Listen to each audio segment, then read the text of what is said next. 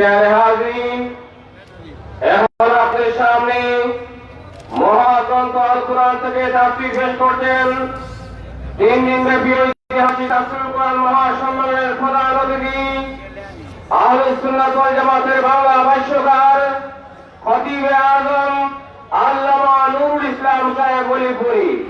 আল্লামা নুরুল ইসলাম সাহেব ওলিপুরি হুজুরকে মহাগ্রন্থ আল কোরআন থেকে তাফসীর পেশ করার জন্য সবিনয় অনুরোধ করছি।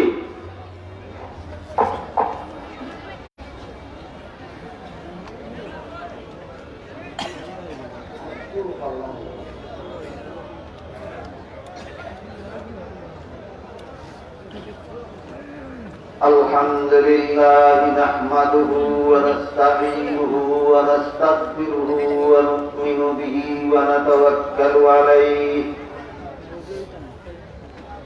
ونعوذ بالله من شرور أنفسنا ومن سيئات أعمالنا من يهده الله فلا مضل له ومن يضلله فلا هادي له ونشهد أن لا إله إلا الله وحده لا شريك له ونشهد أن سيدنا ونبينا ومولانا محمدا عبده ورسوله صلى الله تعالى عليه وعلى آله وأصحابه وبارك وسلم. أما بعد فأعوذ بالله من الشيطان الرجيم. بسم الله الرحمن الرحيم. اليوم أكملت لكم دينكم وأتممت عليكم نعمتي ورضيت لكم الإسلام دينا. وقال رسول الله صلى الله عليه وسلم: تركت فيكم أمرين لن تضلوا ما تمسكتم بهما كتاب الله وسنة رسوله أو كما قال عليه الصلاة والسلام. শ্রদ্ধেয় সভাপতি, হযরত উলামায়ে কেরাম, সম্মানিত সুধী সমাজ, দূর দূরান্ত থেকে আগত সর্বস্তরের মুসলমান ভাইয়েরা আমার ও আমার পর্দানিশীন মা ও বোনেরা, তাফসীরের আলোচনা শুরু করার আগে আমার ব্যক্তিগত একটি অবস্থা আপনাদের বলতে চাই। সেটা হলো, আপনারা অনেকেই জানেন আমি দীর্ঘদিন যাবৎ অসুস্থ হয়ে হাসপাতালে চিকিৎসাধীন ছিলাম। মাত্র 2 সপ্তাহখানেক আগে হাসপাতাল থেকে বাড়ি এসেছি। আমার চিকিৎসক বলেছেন আরো মাসখানেক সভা সমিতিতে না যাওয়ার জন্য, লং জার্নি না করার জন্য, রাত্রি জাগরণ না করার জন্য। আরো 1 মাস পর্যন্ত যেন আমি লম্বা সফর না করি, সভা সমিতিতে বয়ান না করি এবং বেশি রাত্রি পর্যন্ত যেন জাগ্রত না থাকি। কাজেই এই সময়সীমার ভিতরেই আমি আপনাদের খেদমতে হাজির হয়েছি, ডাক্তারের নির্দেশনা সম্পূর্ণ অমান্য করে, শুধুমাত্র দিনের খাতিরে। আমার এই অবস্থাটা আপনাদেরকে বলার উদ্দেশ্য হল, তারপরও আমি আমার চেষ্টা করতে হবে যেন আমার শরীরে কয়েকটা অপারেশন, আমার শরীরের ভিতরে বেশ কিছু যন্ত্রপাতি করা আছে। বুঝতেই পারেন এগুলি নিয়ে কথা বলা চলাফেরা কত কষ্টকর। এইগুলি আপনাদেরকে বলার উদ্দেশ্য হল যে এই অবস্থায় আমি কতক্ষণ আলোচনা করতে পারি আমি নিজেই জানি না।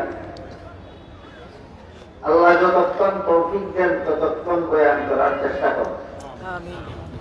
আপনারা যেন এই সময়টাকে মূল্যায়ন করে মনোযোগে কথাগুলি শুনতে পারেন, এই জন্য আমার অবস্থাটা আপনাদেরকে আমি বলতে বাধ্য হই।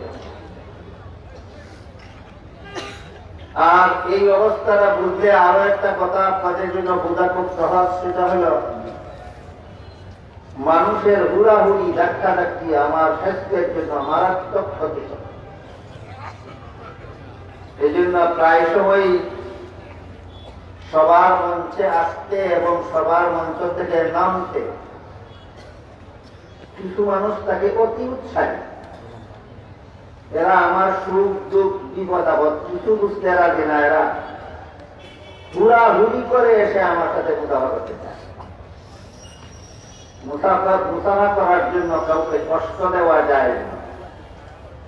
এই অতি উৎসাহীদেরকে সকলেই বুঝানো দরকার যে তোমার এই পদ্ধতি মুসাফার জন্য এটা জায়েজ পদ্ধতি।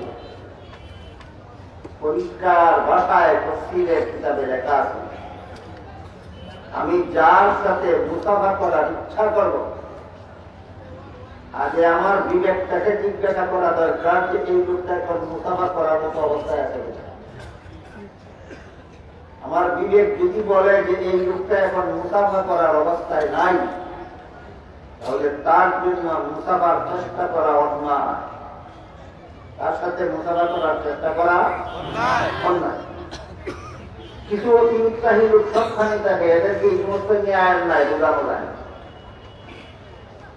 ন্যায় নাই জায়েজ না জায়েজ যদি বুঝতে চায় না, তাহলে তফসির মাহফিলে আসে কেন, কি বোঝার জন্য? এই জন্য আমি অনুরোধ করে বলবো আপনারা কেউ এমনটা করবে। আমার শরীরে কয়েকটা অপারেশন আছে, আমার শরীরের ভিতরে বেশ কিছু যন্ত্রপাতি যুক্ত আছে। আমার অবস্থা এমন যে আমি 4 রাকাত নামাজ পড়তে গিয়ে 2 রাকাত নামাজ পড়ার পরে আত্তাহিয়াত করার জন্য যদি বসি, যতক্ষণ পর্যন্ত আত্তাহিয়াত করার জন্য বসতে হয়, এতক্ষণ বসার পরে উঠে দাঁড়াইলে মাথা গেলে পরে যাওয়ার উপক্রম। এই জন্য প্রায় সময় আমাকে চেয়ারে বসে নামাজ পড়তে হয়। বলেন তো আপনারা এমন একটা লোকের সাথে মুসাফা করার জন্য হুড়াহুড়ি ধাক্কা ধাক্কি করলে লোকটা কি অবস্থা হবে? মেহরবানি করে আপনারা এই জুলুমটা আমার প্রতি করবেন। এই দুইটা কথা আপনাদেরকে বলার জন্য আমার অবস্থাটা বললাম। একটা হলো কতক্ষণ কথা বলতে পারি জানি না, যতক্ষণ আল্লাহ তৌফিক দেন মনোযোগে শোনার চেষ্টা করবেন। আরেকটা হলো অতি উৎসাহী হবে, নিজের মনের চাহিদাটা পূরণ করার জন্য একজনকে এইভাবে কষ্ট দেওয়া, এইভাবে জুলুম করার চেষ্টা করবে। মেহেরবানি করে, যেহেতু এটা তাফসীরুল কুরআন সম্মেলন, যেহেতু এটা তাফসীরুল কুরআন সম্মেলন, এই জন্য আমি প্রথমেই কোন সূরার কত নম্বর আয়াতের তাফসীর আলোচনা হচ্ছে সেই রেফারেন্সটা আপনাদের সামনে তুলে ধরতে চাই। আজকাল বিভিন্ন মহল থেকে যারা ওয়াজ করেন তাদের প্রতি কিছু শর্ত সবাই আরোপ করার প্রস্তাব আছে। এর মধ্যে একটা প্রস্তাব এসেছে যারা ওয়াজ করবেন তারা যেন কোরআন হাদিসের রেফারেন্স দিয়ে ওয়াজ করে। এই প্রস্তাবটা একদিক থেকে খুব ভালো, কারণ বর্তমান সমাজে এমন কিছু বক্তাও বজাইছে কিসের কোরআন আর কিসের হাদিস যা মনে চায় তাই করে। এই সমস্ত লাগামহীন বক্তাদেরকে লাগাম লাগাবার জন্য কোরআন হাদিসের রেফারেন্সের শর্ত আরোপ করাটা দরকার। তবে সব কথাই কোরআন হাদিসের রেফারেন্স দিয়ে বললে, সব কথাই যদি কোরআন হাদিসের রেফারেন্স দিয়া বলা হয়, তাহলে যারা যারা শর্তগুলি আরোপ করতে চান বেশিরভাগ তাদের মাথায় পড়ে। কাজে বেশি বাড়াবাড়ি কোনো ক্ষেত্রেই হবে। রেফারেন্স দিয়া বলতে গেলে রক্ষা হবে না। যারা রেফারেন্সের কথা বলেন তাদের উপরেই অনেক কথা বলবে কোরআন হাদিস। যেমন সুদা একটা কথা মনে করুন, বর্তমান বিশ্বের অর্থনৈতিক পরিস্থিতিতে মনে করা হয় যে সুদ ছাড়া বর্তমান বিশ্বে অর্থনীতি অচল। ঠিক। অনেক ক্ষেত্রেই মনে করা হয় যে সুদ ছাড়া অর্থনীতি অচল। সরকারি ভাবে হোক, বেসরকারি ভাবে হোক, বাংলাদেশে হোক, সৌদি আরবে হোক, সুদ ছাড়া অর্থনীতিকে অচল মনে করা। কাজে এই যুগে সুদকে বৈধ করার চেষ্টা করে, যে সুদের কাগজটাকে বৈধ করা যায়। আল্লামা আনোয়ার শাহ কাশ্মীরি রহমতুল্লাহি আলাইহি যখন দারুল উলুম দেওবন্দ গেছিল, তখন দেশের বড় বড় অর্থনীতিবিদদের পক্ষ থেকে এমন একটা প্রস্তাব এসেছিল মুফতি সাহেবানদের কাছে, বর্তমান যুগের অবস্থার ভিত্তিতে সুদকে হালাল বলে ফতোয়া দেওয়া যায় কিনা একে চেষ্টা করে দেখেন। কাশ্মীরি রহমতুল্লাহ জবাব দিয়েছিলেন, জাহান্নামের দরজা খোলা আছে, যার মনে চায় ডাইরেক্ট দিয়ে ঢুকো, মৌলবীর গাড়ি ভাড়া দিয়ে ঢুকার চেষ্টা করো। জাহান্নামের দরজা খোলা আছে, যার মনে চায় ডাইরেক্ট দিয়ে ঢুকো, মৌলবীর গাড়ি ভাড়া দিয়ে ঢুকার চেষ্টা করো। মৌলবীরা সূত্রে হালাল হতো আছে, তুমি সুদের কারবার করবা, তুমি সহ মৌলবী সহ জাহান্নাম হয়ে যাবে। তাহলে সুদকে বৈধ প্রমাণের চেষ্টা করা ভুল। সুদকে বৈধ প্রমাণের চেষ্টা করা ভুল। এই জন্য আল্লাহ এবার এখানে দিয়ে শুনে আল্লাহ রাব্বুল আলামিন সূরাতুল বাকারার 275 নম্বর আয়াতের শেষের অংশে বলেন, ওয়ামান আযা ফাউলাইকা আসহাবুন নারি হুম ফিহা খালিদুন। সুদকে আল্লাহ হারাম ঘোষণা করার পর যারা সুদের বৈধতার পক্ষে ওকালতি করে, সুদের বৈধতার পক্ষে ওকালতি করবে, এদের মধ্যে আর ঈমানের লেশ মাত্র থাকবে না। এরা বেঈমান হইয়া চিরকালের জন্য জাহান্নামে যাবে। একটা রেফারেন্স দিলাম, কোন সমস্ত সাধারণ মানুষের উপরে পড়বে না হত্যাকর্তাদের মাথায় পড়বে। আমি সব ক্ষেত্রে রেফারেন্স চাইবেন না, সব ক্ষেত্রে রেফারেন্স দিলে রক্ষা পাবেন, রক্ষা হবে।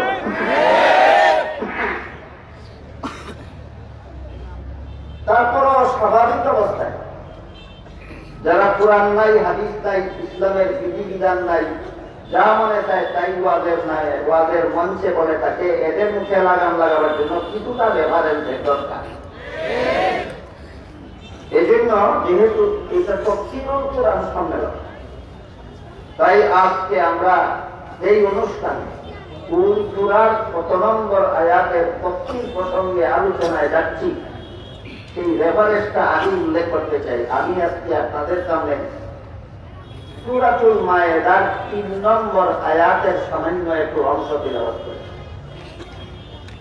বলতে পারেন কোন সূরার? মায়েদা। কত নম্বর আয়াত? আমার মনে পড়ে অতীতেও এই আয়াত এই অনুষ্ঠানে আমি তেলাওয়াত করে এর তফসির প্রসঙ্গে বিভিন্ন দিক থেকে আলোচনা করি, কিন্তু আমার মনে হয় সেই আলোচনা যথেষ্ট।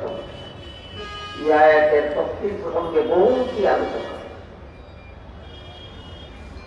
একদিনে সব আলোচনা করা যায় না। একদিন এক দিকের আলোচনা হয়েছে, আরেকদিন আরেক দিকের আলোচনা হওয়া দরকার, সেই বিবেচনায় আজকে আবারও আমি সেই আয়াতটি আপনাদের সামনে তিলাওয়াত করব।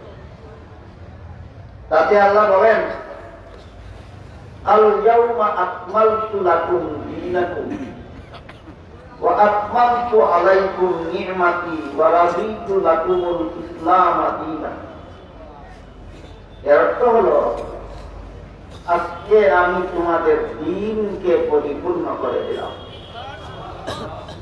এখানে আজকে বলতে আল্লাহ কোন দিন বুঝালেন, আমাদের দ্বীন বলতে কি বুঝালেন, পরিপূর্ণ বলতে কি বুঝালেন, এসব প্রশ্নের জবাব অতীতে কোন এক সম্মেলনে এখানে আমি আপনাদেরকে দিয়েছি। এজন্য সেই সব আলোচনার পুনরাবৃত্তি করতে চাই। আজকে শুধু বলতে চাই, আল্লাহ এখানে বলেছেন যে আল্লাহ আমাদের জন্য ইসলামের বিধিবিধানকে পরিপূর্ণ করে দিয়েছে। ইসলামের বিধিবিধান পরিপূর্ণ। আপনারা কি মনে করেন ইসলামের বিধিবিধান অপূর্ণ না পরিপূর্ণ? ইসলামের বিধিবিধান পরিপূর্ণ। এই পরিপূর্ণতারও বিভিন্ন রেখা। এর মধ্যে একটা সহজ সরল ব্যাখ্যা হল, মানব জীবনে যখন যত নূতন সমস্যা দেখা দিবে, সর্বযুগের সর্বলোকের সব সমস্যার সমাধান এর জন্য ইসলামের বিধিবিধান যথেষ্ট। সব সমস্যার, সর্বযুগের সর্বলোকের সব সমস্যার সমাধানের জন্য ইসলামের বিধিবিধান। এর একটি সহজ উদাহরণ দেখুন। বর্তমান বিশ্বটা করোনা ভাইরাসে আক্রান্ত, যা অতীতে কোনোদিন ছিল না। করোনা ভাইরাস সমস্যাটা একটা পুরাতন সমস্যা না নতুন সমস্যা? অতীতকালের না বর্তমান কালের? শুধু বাংলাদেশিদের জন্য না সারা বিশ্ববাসীর? ইসলামে তার সমাধান নাই। ইসলামের যদি এক সমাধান না থাকে, থেকে আল্লাহ আকমালতু লাকুম দীনাকুম বললেন কিভাবে? ইসলামের বিধিবিধান তোমাদের জন্য পরিপূর্ণ করে দিয়েছি। যে কোনো সময় যে কোনো সমস্যা দেখা দিবে, সমাধানের জন্য ইসলামী বিধান যথেষ্ট। তাহলে বর্তমান করোনা ভাইরাসে আক্রান্ত বিশ্ববাসীর যে সমস্যার জন্য ইসলামের কোন বিধান যথেষ্ট? হাদিস শরীফে রাসূল করিম সাল্লাল্লাহু আলাইহি ওয়াসাল্লাম বলে দিয়েছেন, মহামারী রূপ সমাজে কখন ছড়ায়? যখন সমাজবাসী অশ্লীলতার প্রসার করে, তখন মহামারী রূপ ছড়ায়। বলো তো, করোনা ভাইরাস একটা মহামারী রূপ কিনা? রাসূল কি বলে গেছেন? মহামারী রূপে সমাজের মানুষ আক্রান্ত হয় কোন সময়? অশ্লীলতার প্রসার হয়। অশ্লীলতা, বেহায়ামি, বেপরদেশি। বাংলাদেশের পথে ঘাটে কোন অশ্লীলতা হয়?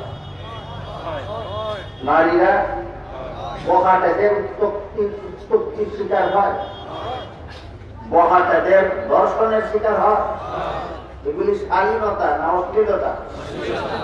অশ্লীলতার পরিণাম নূতন নূতন মহামারী। আল্লাহ রাসূল বলে গেছেন, অশ্লীলতার পরিণাম এমন নূতন নূতন মহামারী, যে মহামারীর নামও তোমাদের পূর্বপুরুষরা জানত। করোনা নামটাও আগের মানুষে জানতো না। এখন যে করোনা নাম নূতন নামে যে মহামারী, অশ্লীলতা যদি জাতীয়ভাবে প্রসার লাভ করে, এটা মহামারী জাতীয়ভাবে আসে। এটাও হাদিস শরীফে আল্লাহ রাসূল বলেছেন। আর অশ্লীলতা যদি আন্তর্জাতিকভাবে প্রসার লাভ করে, তাহলে মহামারীও আন্তর্জাতিকভাবে প্রসার লাভ করে। বুঝে থাকলে বলুন তো, অশ্লীলতা কি বর্তমান দুনিয়ার বাংলাদেশের জাতীয় সমস্যা না বর্তমান দুনিয়ার আন্তর্জাতিক সমস্যা? এই আন্তর্জাতিক অশ্লীলতার কারণে আন্তর্জাতিক মহামারী করোনা ভাইরাসে বিশ্ববাসী আক্রান্ত। এই সমস্যার থেকে সমাধানের বিকল্প কোন পথ নাই, একটি মাত্র পথ। কথাটা পথ আছে, একটা মাত্র পথ। এটা হইল যে অশ্লীলতার কারণে তোমরা এই মহামারীতে আক্রান্ত হয়েছ, সেই অশ্লীলতা ছেড়ে দাও, আল্লাহর মহামারী আল্লাহ দমন করে দেবে। সমস্যা এবং সমাধান ইসলামে আছে কি নাই? তুলে থাকতে বলুন তো, সমস্যাটা পুরাতন না নতুন? সমাধানটাও নতুন না পুরাতন? এই মর্মে আল্লাহ বলেন, আল ইয়াউমা আকমালতু লাকুম দীনাকুম, আজকে আমি তোমাদের ইসলামের যাবতীয় বিধিবিধান পরিপূর্ণ করে দিলাম। পরিপূর্ণতার যত ব্যাখ্যা আছে, এর মধ্যে একটা ব্যাখ্যা হইল সর্বযুগের সর্বলোকের সব সমস্যার সমাধানের জন্য ইসলামের বিধিবিধানকে যথেষ্ট করে দিলাম। সর্বযুগের সর্বলোকের সমাধান, সব সমস্যার সমাধানের জন্য ইসলামের বিধিবিধানকে যথেষ্ট করে দিলাম। ইসলামের বিধিবিধান সব সমস্যার সমাধান। ইসলামের বিধিবিধান সব সমস্যার সমাধান। কিন্তু দুঃখের বিষয় হল, আমাদের বর্তমান সমাজে ইসলামের বিধিবিধান যারা বর্ণনা করেন, ইসলামের বিধিবিধান চারভাবে প্রমাণিত হয়। সেগুলো আমি অতীতে আপনাদেরকে বলেছি। ইসলামের যাবতীয় বিধিবিধান প্রমাণিত হয় চারভাবে। হয়তো সরাসরি কোরআনের ভাষ্যের দ্বারা, আর না হয় সরাসরি হাদিসের ভাষ্যের দ্বারা, আর না হয় কোরআন হাদিসের আলোকে মুস্তাহিদ ইমামগণের বিশেষ গবেষক, যাকে ইসলামের পরিভাষায় ইজতিহাদ বলা, এই ইজতিহাদের দ্বারাও ইসলামের বিধান প্রমাণিত হয়। যারা ইজতিহাদ করেন তাদের সকলের ঐক্যমতে যদি কোনো বিধান প্রমাণিত হয়, সেটাকে পরিভাষাগতভাবে উম্মতের ইজমা। আর ভিন্ন ভিন্ন মুজতাহিদের দ্বারা যদি ভিন্ন ভিন্ন প্রকার বিধান সাব্যস্ত হয়, সেটাকে পরিভাষাগতভাবে মাযহাব বলা। ইসলামের কিছু বিধান আছে কোরআনে, কিছু বিধান আছে হাদিসে, কিছু বিধান আছে উম্মতের ইজমায়, কিছু বিধান আছে ইমামগণের মাযহাবে। এই চারভাবে ইসলামের যাবতীয় বিধান প্রমাণিত হয়। আলেমগণের তো জানাই আছে, ছাত্ররা মনোযোগ দিলেই বুঝবে। আপনারা যারা আলেম হন, মাদ্রাসার ছাত্র হন, আপনারা অন্তত মুখস্থ রাখতে পারেন ইসলামের বিধান চারভাবে প্রমাণিত হয়। হয়তো কোরআনের আয়াতের দ্বারা, না হয় রাসূলের হাদিসের দ্বারা, না হয় উম্মতের ইজমার দ্বারা, না হয় ইমামগণের মাযহাবের দ্বারা। এই কথাগুলি কি মুখস্থ করতে পারেন না? বুঝেন আর না বুঝেন? যারা আলেম হন, মাদ্রাসার ছাত্র হন, তারা এই চারটা কথা মুখস্থ করে রাখতে পারেন। ইসলামের যাবতীয় বিধিবিধান চারভাবে প্রমাণিত হয়। হয়তো কোরআনের আয়াতের দ্বারা প্রমাণিত, না হয় রাসূলের হাদিসের দ্বারা প্রমাণিত, না হয় উম্মতের ইজমার দ্বারা প্রমাণিত, আর না হয় মাযহাবের ইমামগণের দ্বারা প্রমাণিত। অতীতে আমি সবগুলির উদাহরণ দিয়েছি আপনাদের। সেদিন যারা ছিলেন না, অথবা তাকেও আজ পর্যন্ত যাদের মনে নাই, তাদের জন্য আবার নতুন ভাবে স্মরণ করি। ইসলামের যে সমস্ত বিধিবিধান কোরআনের আয়াতের দ্বারা প্রমাণিত, এর মধ্যে একটি বিধান হল রমজান মাসে রোজা রাখা ফরজ। ইসলামের একটা বিধান। কোন মাসে? এই বিধানটা সরাসরি কোরআনের আয়াতের দ্বারা প্রমাণিত। আল্লাহ বলেন, শাহরু রমাদান আল্লাযী উনজিলা ফীহিল কুরআন হুদাল লিন-নাসি ওয়া বায়্যিনাতিন মিনাল হুদা ওয়াল ফুরকান ফামান শাহিদা মিনকুমুশ শাহরা ফালিয়াকুম। এর মর্ম হলো রমজান মাসে রোজা রাখা ফরজ। বুঝা থাকলে একটু দয়া করে বলুন তো, ইসলামের বিধানে রমজান মাসে রোজা রাখা ফরজ কিনা? কিসের দ্বারা প্রমাণিত? কোরআনের আয়াতের। কিন্তু রমজান মাসে কতদিন রোজা রাখা ফরজ, এই প্রশ্নের জবাব কোরআনের আয়াতের দ্বারা প্রমাণিত নয়। আল্লাহ বলেন, আইয়ামাম মা'দুদাত, গোনা বাসা কয়েকদিন। কয়েকদিন বলতে কি সুনির্দিষ্ট সংখ্যা বোঝায়? কয়েকদিনে অস্পষ্ট। তাই হাদিস শরীফে রাসূল সুস্পষ্ট করে বলে দিয়েছেন, যেই বছর রমজান মাসের 29 তারিখ বিকাল বেলা ঈদের চাঁদ দেখা যাবে, সেই বছর 29 রোজা ফরজ, এই বছর রমজান মাসের 29 তারিখ বিকাল বেলা ঈদের চাঁদ দেখা যাবে না, সেই বছর 30 রোজা ফরজ। কোন বছর 29 রোজা ফরজ আর কোন বছর 30 রোজা ফরজ, এই বিধান কি আমরা কোরআনে পেলাম না হাদিসে পেলাম? ওই ইসলামের কিছু বিধান পাওয়া যায় কোরআনে, কিছু বিধান পাওয়া যায় রাসূলের ইন্তেকালের পর রাসূলের প্রথম খলিফা কে হবেন, এই প্রশ্নের পরিষ্কার জবাব কোরআনের কোন আয়াতেও নাই, রাসূলের কোন হাদিসেও নাই। হাদিসে কিছু ইশারা পাওয়া যায়, ইঙ্গিত পাওয়া যায়, সুস্পষ্টভাবে রাসূল বলেননি যে আমার পরে আবু বকর আমার প্রথম খলিফা হবে, এইভাবে বলে। তাইলে রাসূলের পরে রাসূলের প্রথম খলিফা কে হবেন, এই প্রশ্নের পরিষ্কার জবাব কোরআনেও পাওয়া যায় না, হাদিসেও। এমন ক্ষেত্রে এই উদ্ভূত সমস্যার সমাধানের জন্য নবীর উম্মত যাবে কোথায়? এমন সূরা নিসার 83 নম্বর আয়াতে আল্লাহ বলে দিয়েছেন, এমন ক্ষেত্রে কোন এক যুগের উদ্ভূত নতুন কোন সমস্যার সরাসরি সমাধান যদি কোরআন হাদিসে খুঁজে পাওয়া না যায়, এই সমস্যার সমাধান কোরআন হাদিসের আলোকে গবেষণা করে বের করার জন্য আল্লাহ একদল মানুষের হাতে দায়িত্ব দিয়েছেন। সূরা ইসরার 83 নম্বর আয়াত, সূরার কত নম্বর আয়াত? 83। যাদেরকে দায়িত্ব দিয়েছেন তাদেরকে পরিভাষাগতভাবে মুজতাহিদ বলা, তাদের গবেষণাকে ইজতিহাদ বলা, তাদের গবেষণার নীতিমালাকে কিয়াস বলা। তারা কোরআন হাদিসের আলোকে যে সমাধান বের করবেন, বের করাকে ইস্তেমবাদ বলা হয়। এই পরিভাষাটা আলেমদের জানা, ছাত্রদের জানা নেহায়েত জরুরি। আপনারা যারা আলেম নন, ছাত্র নন, আপনাদের জানাও না, এই জানা জরুরিও না। আমি শুধু কথার ধারাবাহিকতা রক্ষা করার জন্য বললাম।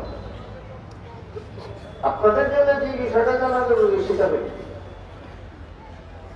হাতে গরিবান্ধা জায়েজ কিনা জায়েজ, পকেটে মোবাইল নিয়ে নামাজে দাঁড়ানি জায়েজ কিনা জায়েজ,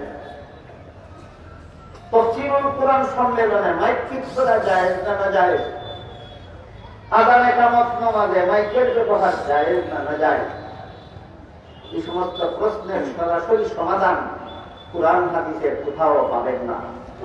এটা আপনাদের জানা দরকার। এইসব প্রশ্নের সরাসরি সমাধান কোরআন হাদিসে কোথাও হয় না। ওই সমাধানের জন্য যাবো কোথায়? সূরা নিসা 83 নম্বর আয়াতে আল্লাহ বলে দিয়েছেন, এইসব প্রশ্নের সমাধানের জন্য মুজতাহিদগণের কাছে যাও। তারা কোরআন হাদিসের সরাসরি না থাকলেও কোরআন হাদিসের আলোকে তারা গবেষণা করে সমাধান বের করে দেবে। এই ধরনের প্রশ্নগুলির সমাধান বের করার জন্য আল্লাহ একদল মানুষের কাছে দায়িত্ব দিয়েছেন।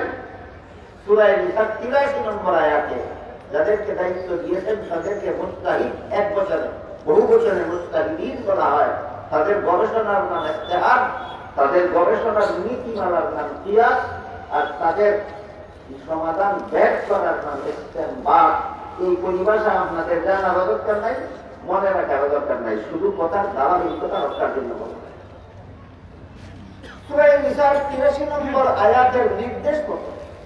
মুজতাহিদগণ সমাধান বের করতে গিয়ে যদি ঐক্যবদ্ধ সমাধান বের করে, হাদিস শরীফে আল্লাহ রাসূল এটাকে উম্মতের ইজমা বলে ঘোষণা দিয়েছেন। এক হাদিসে রাসূল বলেন, ইন্নাল্লাহা লা ইয়াজমাউ উম্মতি আও কালা উম্মাতা মুহাম্মাদিন সাল্লাল্লাহু আলাইহি ওয়াসাল্লাম আলা যালালাতিন আবাদা।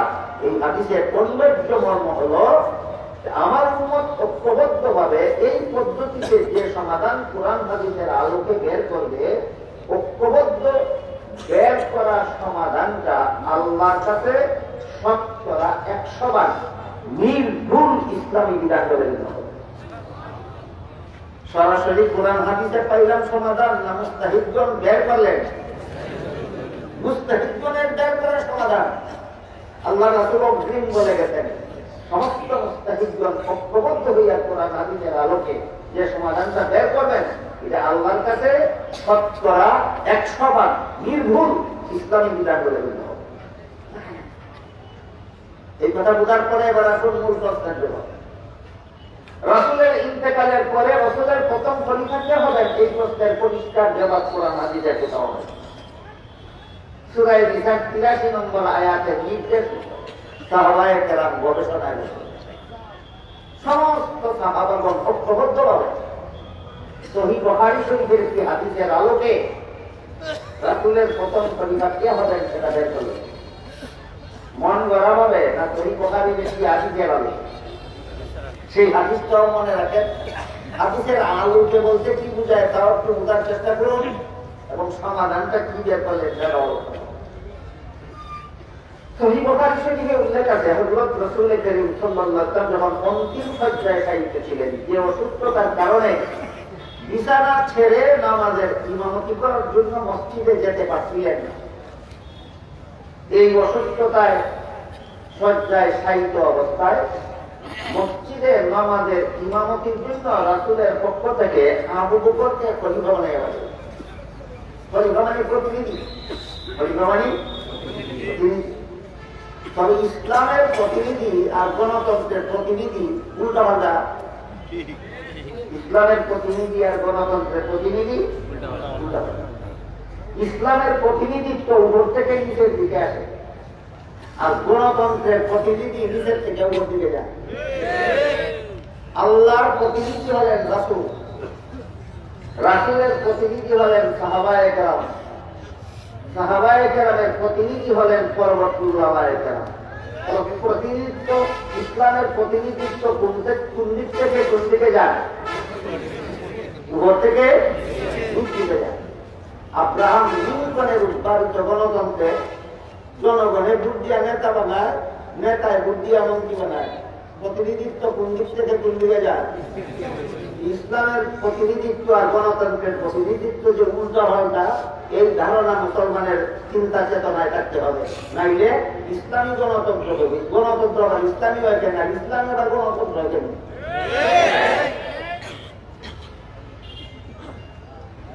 না জানার কারণে, না বোঝার কারণে আজকাল অনেক অনুষ্ঠানিক জিনিসকে ইসলামী নাম দেওয়া হচ্ছে। এর মধ্যে একটা হলো ইসলামী গণতন্ত্র। বলেন তো, ইসলামের সাথে গণতন্ত্রের সামান্যতম মিল আছে? কেন? ইসলামের প্রতিনিধিত্ব কোন দিক থেকে কোন দিকে আসে? আব্রাহাম লিঙ্কনের উৎপাদিত গণতন্ত্রে প্রতিনিধিত্ব কোন দিক থেকে কোন দিকে যায়? একই রকম না উল্টা পাল্টা? ইসলামী আবার গণতন্ত্র হবে কিভাবে? গণতন্ত্র বা ইসলামী হবে।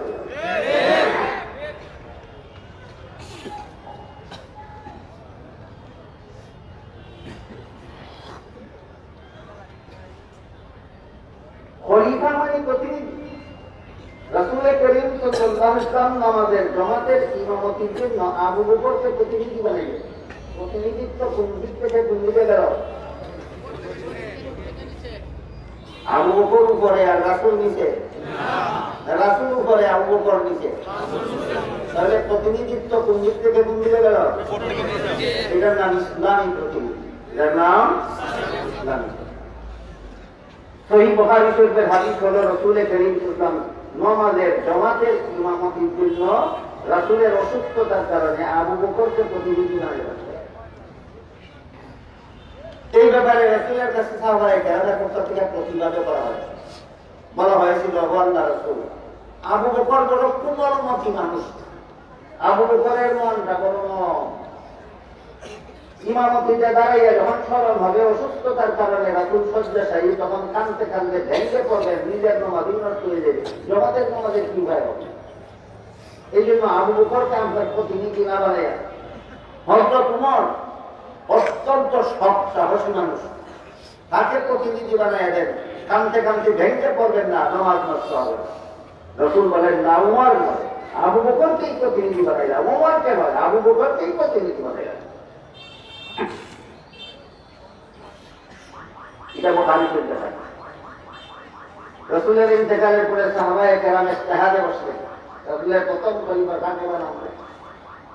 এই হাদিসের আলোকে তারা সমাধান বের করলেন। রাসূল তার জীবদ্দশায় যে আবু বকরকে নামাজের জন্য খলিফা নিযুক্ত করেছিলেন, রাসূলের ইন্তেকালের পর সেই আবু বকর সমাজের জন্য রসুলের খলিফা হন। রসুল নিযুক্ত করেছিলেন নামাজের জন্য, এর আলোকে সাহাবাগণ সিদ্ধান্ত নিলেন সমাজের জন্য।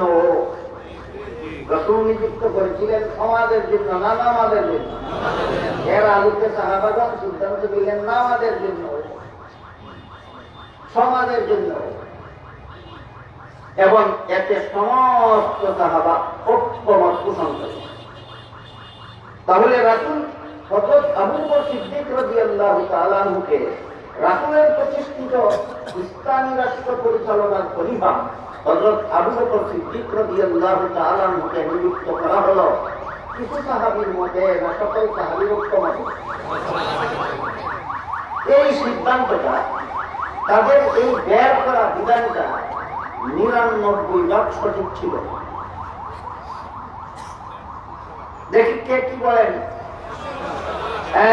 আগের কথা মানে রসুল অগ্নিম বলে গেছেন, আমার উম্মতের মুস্তাহিদগণ ঐক্যবদ্ধভাবে যে সমাধান বের করবে সেই সমাধানকেই আল্লাহর কাছে শতকরা 100 নির্ভুল ইসলামী বিধান বলে গণ্য হবে। কতবার? নির্ভুল, এটা ইসলামী বিধান। তাই ইসলামের বিধান শুধু কোরআনে হাদিসে পাওয়া যায় না, উম্মতের ইজমায়ে পাওয়া যায়। হ্যাঁ, ইসলামের বিধান উম্মতের ইজমায়ে পাওয়া যায়, যে কোরআনের আয়াত দ্বারা প্রমাণিত, রাসূলের হাদিস দ্বারা প্রমাণিত।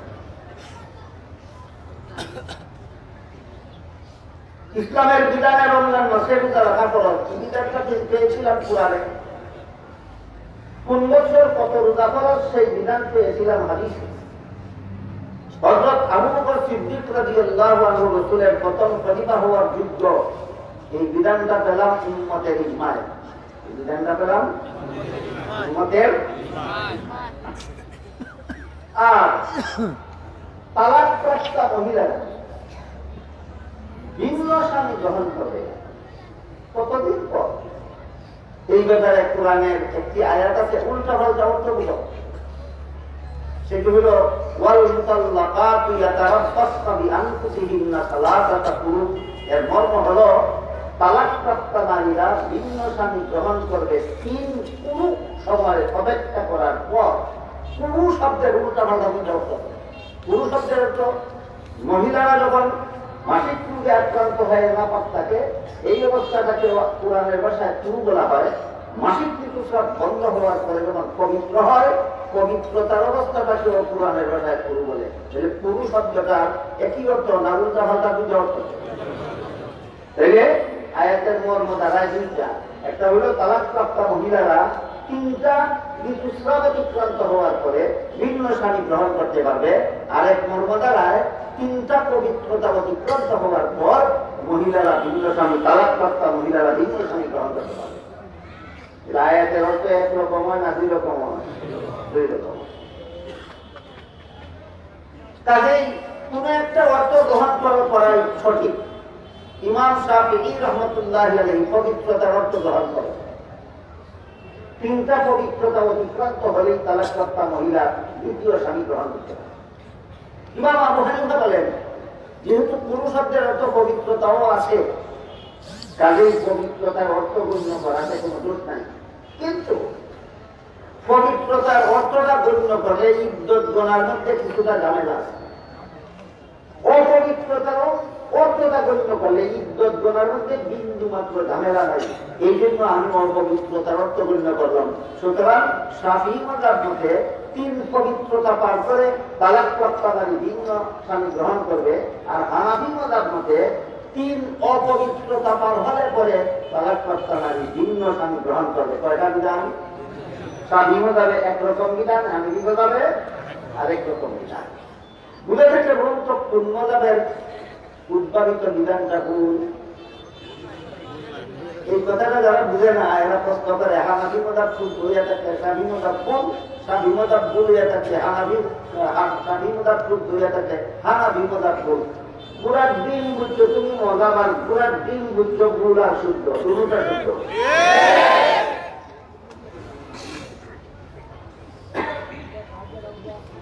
তাহলে এখানে ইসলামের বিধান পেলাম কোরআনে না হাদিসে না ইজমায়ে না মাযহাবে?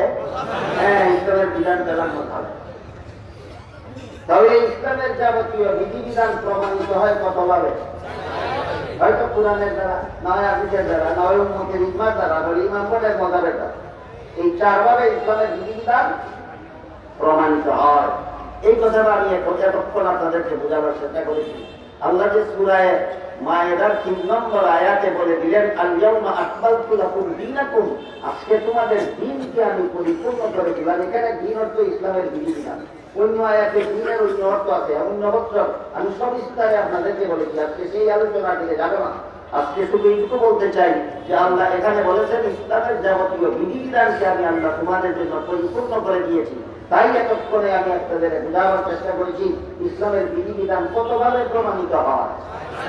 1 নম্বর কোরআনের আয়াতের দ্বারা, 2 নম্বর রাসূলের হাদিসের দ্বারা, 3 নম্বর উম্মতের ইজমার দ্বারা, আর 4 নম্বর ইমামগণের মাযহাবের দ্বারা ইসলামের বিধান প্রমাণিত হয়। এই মাযহাবকেও মারাত্মক ভুল বলা যাবে, এমনকি ভুলও বলা যাবে। সবগুলি মাযহাবের সমাধান শুদ্ধ সঠিক, তবে সবগুলি মাযহাবের সমাধান শুদ্ধ, সবগুলি মাযহাবের সমাধানের সওয়াব আছে, তবে ভুল বলা যাবে না, সঠিক বেঠিক বলা যেতে পারে। এই ভুলে আর সঠিক বেঠিকের ব্যবধান কি খুব সামান্য পার্থক্য আছে।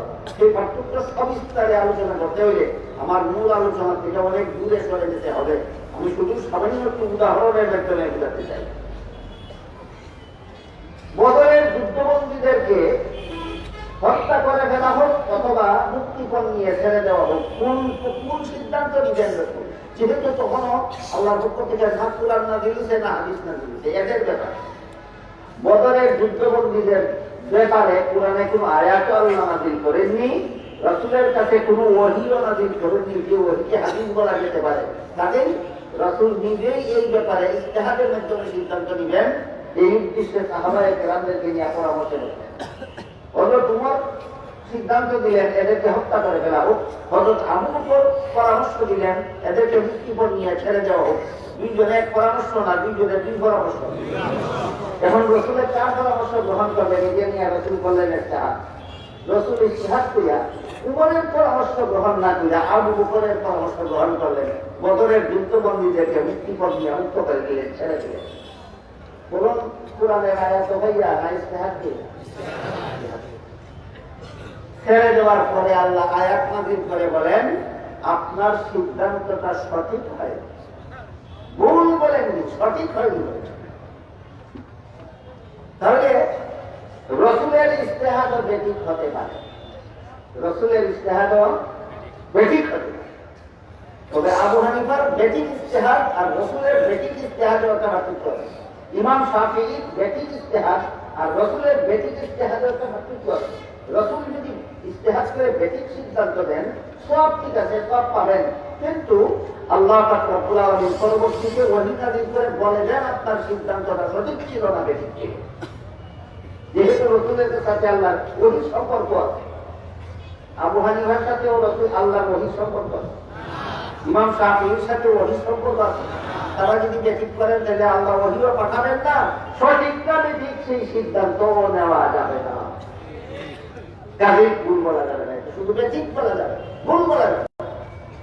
আরো পরিষ্কার কথা হলো সহিহ বুখারী শরীফের বর্ণিত এক হাদিসে রাসূল সাল্লাল্লাহু বলেন ইদা হাকামাল হাকিমু ফাস্তাহাদা ফাআসাবা ফালাহু আজরান ওয়া ইদা ইস্তাহাদা ওয়া আখতা ফালাহু আজরুন ওয়াহিদ আও কামা ক্বালা আলাইহিস সালাতু ওয়াসসালাম। মুস্তাহিদগণ যদি সঠিক সিদ্ধান্তে সঠিক সমাধান বের করতে পারেন তাহলে 2 সওয়াব, আর মুস্তাহিদগণ বেঠিক সিদ্ধান্ত বের করলেও 1 সওয়াব। এইটা আপনারা মনে রাখবেন। মুস্তাহিদগণ সঠিক সিদ্ধান্ত বের করতে পারলে 2 সওয়াব, আর বেঠিক সিদ্ধান্ত বের করলেও 1 সওয়াব। কারণ মুস্তাহিদগণকে বেঠিকটা সংশোধন করে দেওয়ার পথ বাকি নাই, ওহীর দরজা বন্ধ। এই কারণে এর জন্য আল্লাহ সওয়াব নির্ধারিত করেন। কাজেই যে কোনো মাযহাবের ইমামের বের করা সিদ্ধান্ত ভুল নয়, বেঠিক হতে পারে, কিন্তু সেই ব্যক্তিকে গুনাহ আছে না সওয়াব আছে? এই কথাটা বুঝলে হানাফি মাযহাব মতো যারা নামাজ পড়ে তাদের নামাজে সওয়াব আছে, শাহী মাযহাব মতো যারা নামাজ পড়ে তাদের নামাজেও সওয়াব আছে, মালিকি মাযহাব মতো যারা নামাজ পড়ে তাদের নামাজেও সওয়াব আছে। এই কথা বুঝতে আর অসুবিধার কোনো কারণ নাই। এইগুলি বুঝাইবার অভাবে আমাদের সমাজে অনেকে এই আঁখ বাঁধবো না ছাড়বো, নাভি নিচে বাঁধবো না নাভির উপরে বাঁধবো, বুঝতে বাঁধবো না নাভির বাঁধবো, উঠাইবো না উঠাইবো না, আমি দূরে বলবো না আসতে বলবো, চূড়ায় বাঁধা বলবো কিনা করবো না, এইগুলি নিয়ে গন্ডগোল বাঁধায় দেয়।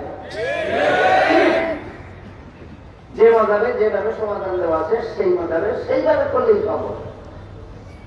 সমস্যা হলো যারা কোনো মাযহাবই মানে না, যারা কোনো মাযহাবই মানে না, এরা আমি দূরে বললেও জবাব দিতে হবে কার কথায় দূরে বসতে হবে, আর আসতে বললেও জবাব দিতে হবে কার কথায় আসতে বসতে হবে। আমরা যারা আমি আসতে বলি আল্লাহ যদি জিজ্ঞাসা করেন কার কথায়, আমরা বলবো আবু হানিফার কথা। আর শাফি মাযহাবের যারা আমি দূরে ঘরে এভাবে যদি আল্লাহ জিজ্ঞাসা করেন কার কথায় দূরে বসো, এরা তো বলছে আমি কথায়। যদি আল্লাহ জিজ্ঞেস করেন কার কথায় দূরে বসো, যদি কোনো অমুক হাদিস মতো, তাহলে তমুক হাদিস মানলে না কেন জবাব দিতে হবে। আর যদি আসতে পারে আর জিজ্ঞাসা আল্লাহ জিজ্ঞেস করেন আসতে পারলে কেন, যদি বলে তমুক হাদিস মতো, তাহলে অমুক হাদিস আমল করলে না কেন আল্লাহ কাছে। আমি আসতে কইলেও আল্লাহর কাছে জবাব দিতে হবে, আসতে কইতো কোন দলিলে, দূরে কইলেও জবাব দিতে হবে, দূরে কইতো কোন দলিলে। আর আমরা যদি আসতে বলি আমরা কইবো হানাফি দলিলে আসতে বসি, আর শাফি মাযহাবের যদি দূরে ঘরে এরা কইবো শাফি দলিলে দূরে বসি। আমরারও দলিল আছে, শাফিরও দলিল আছে, লামাযহাবের কোনো দলিল নেই।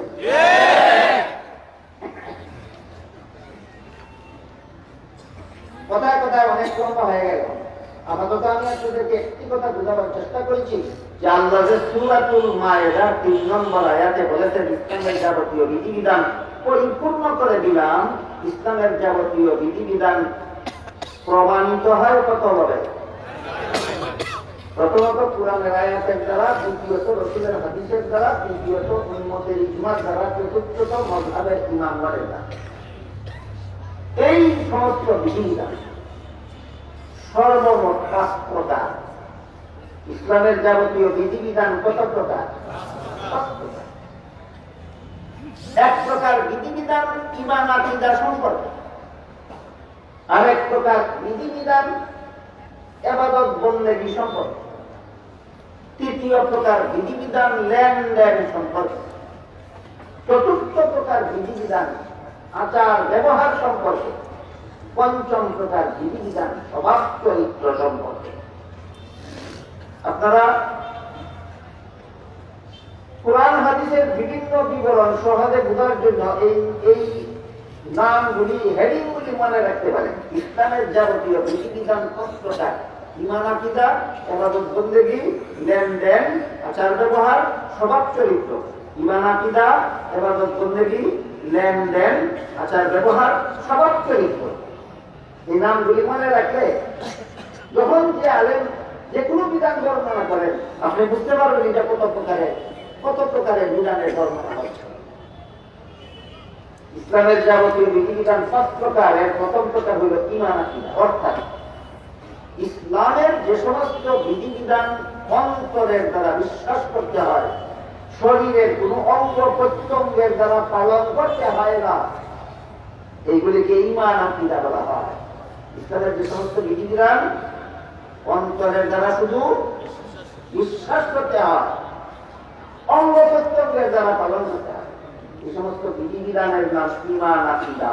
সমস্ত বিধিবিধানের নাম ঈমান আকীদা। যেমন আল্লাহ আছেন, যে লোকের মুখে কথা বলতে পারে না, সে অন্তরে বিশ্বাস করলেও তার ঈমান আছে। আল্লাহ একজন, আল্লাহ লা শরীক। এই ধরনের বিধিবিধান সর্বমোট ৬টা। যে সমস্ত বিধিবিধান অন্তরের দ্বারা বিশ্বাস করলে মুমিন মুসলমান হয়, আর বিশ্বাস অন্তরে না থাকলে মুসলমান থাকে না, কাফের হয়ে যায়। এই সমস্ত বিধিবিধান সর্বমোট ৬টা। কটা? ৬টা।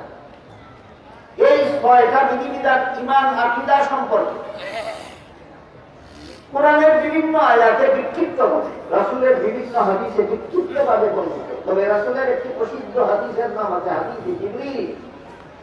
সেই হাদিসে জিবরীলে যে যে 6 কথা বিশ্বাস করলে ঈমান থাকে, আর যে 6 কথার কোন একটি কথা বিশ্বাস না করলে ঈমান থাকে না, এই 6টি কথা হাদিসে জিবরিলে একত্রিতভাবে বর্ণিত হয়েছে। আপনারা যারা কোরআন হাদিস সরাসরি লেখাপড়া করেন না, আপনারা এই 6 বিধান পাবেন কোথায়? আপনাদের পাওয়ার সুবিধার জন্য উলামায়ে কেরাম এই 6টা কথা একটা কলেমার অন্তর্ভুক্ত করে দিয়েছেন। কলেমাটার নাম হলো ঈমানে মুফাসসাল। আমানতু বিল্লাহি ওয়া মালাইকাতিহি ওয়া কুতুবিহি ওয়া রুসুলিহি ওয়াল ইয়াউমিল আখির ওয়াল কদরি খাইরিহি ওয়া শাররিহি মিনাল্লাহি তাআলা ওয়াল বা'থি বাদাল মাউত। এর অর্থ হলো আমি বিশ্বাস করলাম, আমি আল্লাহকে বিশ্বাস করলাম, আমি আল্লাহর ফেরেশতাগণ বিশ্বাস করলাম, আমি আল্লাহর নাযিলকৃত আসমানী কিতাব বিশ্বাস করলাম, আমি আল্লাহর প্রেরিত নবী রাসূল বিশ্বাস করলাম, আমি আল্লাহর নির্ধারিত তকদীর বিশ্বাস করলাম, আমি পরকালের চিরস্থায়ী জীবন বিশ্বাস করলাম। ওটা আল্লাহ বিশ্বাস, ফেরেশতা বিশ্বাস, আসমানী কিতাব বিশ্বাস, নবী রাসূল বিশ্বাস, তকদীর, আখিরাত। আল্লাহ, ফেরেশতা, আসমানী কিতাব, নবী রাসূল, তকদীর, আখিরাত। এই 6টা কথা সমষ্টিগতভাবে যে কোনো যুগের যে কোনো লোকে বিশ্বাস করলে সেই আল্লাহর কাছে মুমিন মুসলমান বলে গণ্য হবে। এই কথা বুঝলে তো আমি আশা করি আপনারা প্রত্যেকেই বলতে পারবেন আপনারা কি মুমিন মুসলমান। আজকাল অনেকে এইটাও কে মুমিন মুসলমান আর কে মুমিন মুসলমান নয়, কে মুমিন কে কাফের এটাও পরিষ্কার করে বলতে পারেন না। অনেক বড় বড় শিক্ষিতমান নিতে হবে। এইটা বলতে না পারার পরিণতি কি হয়েছে জানেন? যারা মুসলমান তাদেরকে এই সমস্ত মূর্খরা কাফের বলে, আর যারা কাফের তাদেরকেও মূর্খরা মুসলমান গণ্য করার জন্য অভিযান চালায়। মুসলমানকেও কাফের বলে কেন, কাফেরকে মুসলমান বলে কেন? সে নিজেই জানে না মুসলমান কারে বলে আর কাফের কারে বলে। এই জন্য সমস্ত মুসলমানের জানা থাকা দরকার যে মুসলমান কেমনে হয় আর কাফের কেমনে হয়। ঈমানে মুফাসসালের 6 কথা বিশ্বাস করলেই মুসলমান হয়, এর কোনো কথা অবিশ্বাস করলেই কাফের হয়। কথা কি আপনারা বুঝতে পারেন আমার? এটা বলুন তো, একজন মানুষ মুসলমান কেমনে হয়? ঈমানে মুফাসসালের 6 কথা বিশ্বাস করলেই মুসলমান হয়, এর কোনো একটা কথা অবিশ্বাস করলেই কাফের হয়। কোনো একটা কথা অবিশ্বাস করলেই কাফের হয়। একটা আনুষঙ্গিক কথা বলি, আপনারা হয়তো শুনে থাকবেন অনেক সময় বাংলাদেশের আলেমগণ, সারা বিশ্বের আলেমগণ যার যার দেশের সরকারের কাছে দাবি জানিয়ে থাকেন। কি দাবি? কাদিয়ানীদেরকে সরকারিভাবে অমুসলিম কাফের ঘোষণা করা হোক। আমাদের বাংলাদেশের পরমোন্নত ধর্ম প্রতিমন্ত্রী জনাব আব্দুল্লাহ সাহেব ঢাকার এক সম্মেলনে তিনিও মঞ্চে উপস্থিত ছিলেন, আমিও মঞ্চে উপস্থিত ছিলাম। আমার আগে তাকে কিছু কথা বলতে দেওয়া হয়েছিল এবং দাবি জানানো হয়েছিল যে আমরা আজকে মন্ত্রী সাহেবের মাধ্যমে আশা করবো সরকারিভাবে কাদিয়ানীদেরকে কাফের ঘোষণা করার ব্যবস্থা। মন্ত্রী সাহেব তার বক্তব্যে বললেন, আমি ব্যক্তিগতভাবে বিশ্বাস করি কাদিয়ানীরা মুসলমান নয়, কাফের। কিন্তু রাষ্ট্রীয়ভাবে এটা আমাদের ঘোষণা করতে আমাদের সমস্যা আছে। আন্তর্জাতিক চাপের মুখে আমরা বলবো যে চাপ আমরা সামলাইতে পারবো। আমি বুঝলাম সত্য কথাটা মন্ত্রী সাহেব সেদিন বলেন। তিনি ব্যক্তিগতভাবে বিশ্বাস করেন কাদিয়ানী কাফের, কিন্তু বাংলাদেশের সরকারিভাবে যদি এই কথাটা ঘোষণা দেওয়া হয় তাহলে বাংলাদেশ সরকার আন্তর্জাতিক চাপের মুখে বলবে এই চাপ বাংলাদেশের সরকার সামলাইতে পারবে না। এই জন্য সরকারিভাবে তারা কাদিয়ানীদেরকে কাফের বলতে পারছে না। আসল সত্যটা স্বীকার করতে হবে। কাফেরকে ব্যক্তিগতভাবে বিশ্বাস করে যেমন আপনারা কি মনে করেন কাদিয়ানীরা মুসলমান না কাফের? ঈমানে মুফাসসালের 6 কথার কোন এক কথা অমান্য করলে কাফের। কোন এক কথা অমান্য করলে কাফের। আমাদের বোঝা দরকার যে ঈমানে মুফাসসালের 6 কথার কত নম্বর কথা অমান্য করে কাদিয়ানীরা কাফের। 1 নম্বরে আল্লাহ বিশ্বাস, 2 নম্বরে ফেরেশতা বিশ্বাস, 3 নম্বরে আসমানী কিতাব, 3 নম্বরে কোরআন। আসমানী কিতাব কি? আল্লাহ আসমান থেকে নাযিল করেছেন না দুনিয়ার কোন মানুষ রচনা করেছে? এটা কোরআন আসমানী কিতাব। শুধু তাই নয়, বর্তমান বিশ্বে একমাত্র সহিহ আসমানি কিতাবের উপর আছে। আর যত আসমানি কিতাব আল্লাহ অন্যান্য নবীর কাছে নাযিল করেছিলেন সেইগুলি সব বিকৃত। বলুন অবিকৃত না বিকৃত? বর্তমান বিশ্বে গ্যারান্টিযুক্ত সহিহ আসমানি কিতাবের কত কোরআন। ছয় কথার মধ্যে এটা কত নম্বর? এই সিরিয়াল নম্বরটা মনে রাখবেন। ইমানের মুফাসসালের 6 কথার 3 নম্বর কথা হলো আমি কোরআন বিশ্বাস করি। কোরআন এই কোরআনের সূরা আহজাবের 40 নম্বর আয়াতে আল্লাহ বলেন মা কানা মুহাম্মাদুন আবা আহাদিন মির রিজালিকুম ওয়ালাকিন রাসূলুল্লাহি ওয়া খাতামান নাবিয়্যিন। মুহাম্মদ সাল্লাল্লাহু আলাইহি ওয়াসাল্লাম তোমাদের কোন যুবকের বংশগত বাবা নন, তিনি আল্লাহর রাসূল হিসাবে সমস্ত মুমিন মুসলমানের রূহানি বাবা। আমি অন্যান্য বছর আপনাদেরকে বলেছি বংশগত বাবা কাকে বলে, রূহানি বাবা কাকে বলে। সমস্ত নবী রাসূলগণ যার যার উম্মতের রূহানি বাবা। এই হিসাবে মুহাম্মদুর রাসূলুল্লাহ আমাদের রূহানি বাবা। কিন্তু মুহাম্মদুর রাসূলুল্লাহ আমাদের রূহানি বাবা হওয়ায় অন্য নবীর থেকে আলাদা গুণের অধিকারী হইলেন না, কারণ অন্য নবীও যার যার উম্মতের রূহানি বাবা। তাই আল্লাহ আমাদের নবীর আলাদা একটা গুণের উল্লেখ করে বলেন ওয়া খাতামান নাবিয়্যিন। অন্য কোন নবী খাতামুন নবিয়্যিন নন, একমাত্র মুহাম্মদুর রাসূলুল্লাহ হলেন খাতামুন নবিয়্যিন। সুতরাং খাতামুন নবিয়্যিন হওয়া এটা আর কোন নবীর গুণ নয়, একমাত্র মুহাম্মদুর রাসূলুল্লাহ। খাতামুন নবিয়্যিন হওয়া একমাত্র মুহাম্মদুর রাসূলুল্লাহ।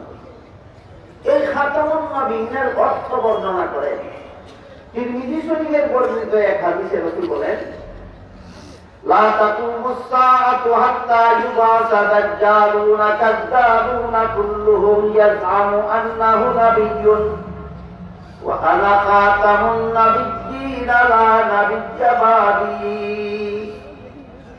আমার পরে কিয়ামত পর্যন্ত যদি কেউ নবী হওয়ার দাবি করে সে হবে মিথ্যাবাদী দাজ্জাল। কারণ আল্লাহ যে আমাকে খাতামুন নাবিয়্যিন বলেছেন সূরা আহজাবের 40 নম্বর আয়াতে, এর অর্থ হইল আমি শেষ নবী। কুরআনে আল্লাহ বলেছেন খাতামুন নবিয়্যিন, হাদিসে রাসূল বলেছেন এর অর্থ শেষ নবী। এর অর্থ শেষ নবী। তাহলে মুহাম্মদুর শেষ নবী, এটা কুরআনে আছে কিনা? কাদিয়ানীরা মানে কিনা? এবার বলুন কাদিয়ানীরা কেন কাঁদে? কত নম্বর? হ্যাঁ, 6 কথা 3 নম্বর মানে না, এই জন্য কাদিয়ানী কাঁদে।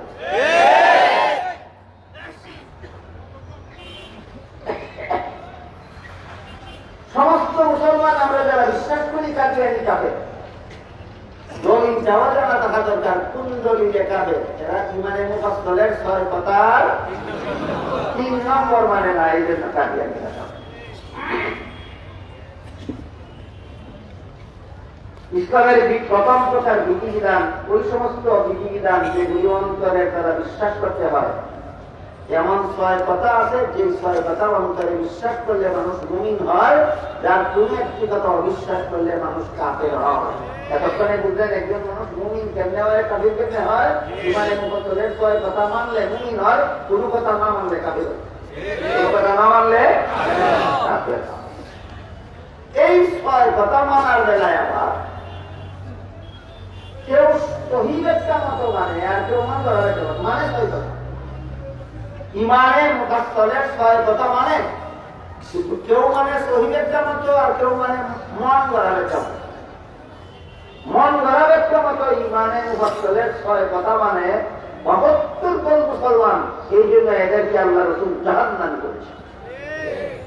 এরা মুসলমান কেন 6 কথা মানে, জাহান্নামী কেন? মন গড়া একটা 6 কথা মানে না, না মানে মানার কারণে কোন দল?